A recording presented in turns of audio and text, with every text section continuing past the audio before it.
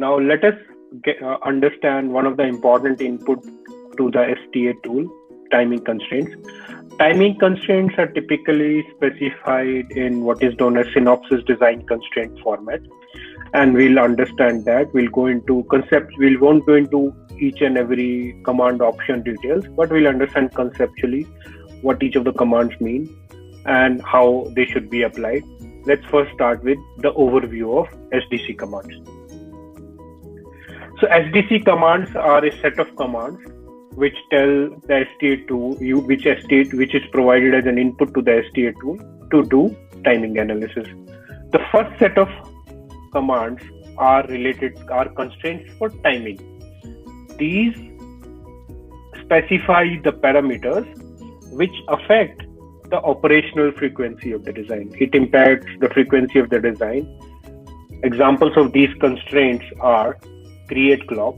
Used to define a clock. We'll go into details of these commands.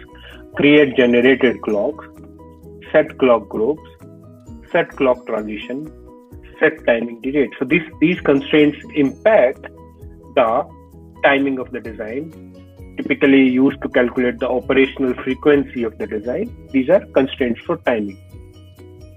There are constraints for defining area and power.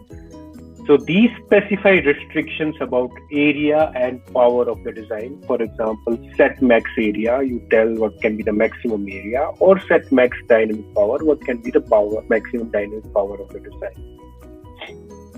There are constraints for design rules, that what can be the maximum capacitance or load on each net, what can be the maximum transition, what is the maximum fan out. This is requirements from the target technology, and this you constrain to the design. STA tools checks. You take as an input and checks.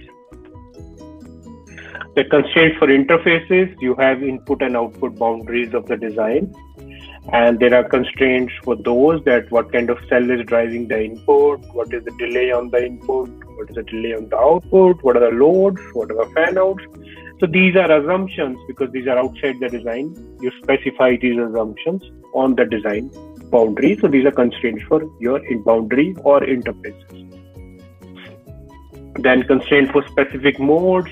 For example, you are running in low power mode, and that is governed by setting some constants on the design. So these are constraints for assumptions on the values allowed of certain signals or modes or configurations of the design. Typical commands for these are set case analysis, set logic don't care, setting something to logic 1 or 0.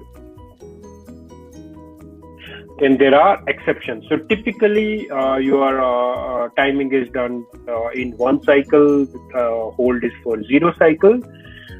Timing exceptions relax those timings, relax the timing requirement for STA from default. So there can be a false path, set multi-cycle path, set mix and max and min delay, and set disable timing. So these commands relax the timing from normal default setup and hold timing.